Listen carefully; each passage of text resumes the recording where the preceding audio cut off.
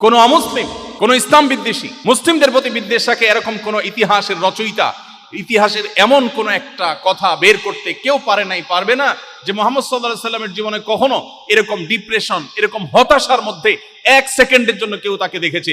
জীবনের এত হতাশার মধ্যে একটা মানুষ এমন ভাবে চলেছেন, যার সাথে কথা বলেছেন মুস্কি হাসে কথা বলেছেন।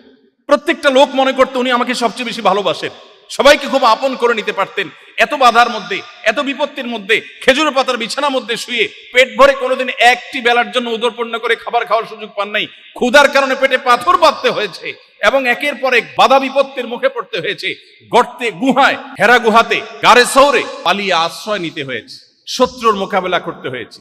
এত বাধার পরও জীবনে একটিবারের জন্য তার কোনো সহচর, শত শত হাজার হাজার লাখো সাহাবী, তার পরিবারের সদস্য, কারোর কাছ থেকে একটিবারের জন্য পাওয়া যায় না তিনি বলেছেন, ও শরত, আমার এখন মেজাজটা গরম আছে।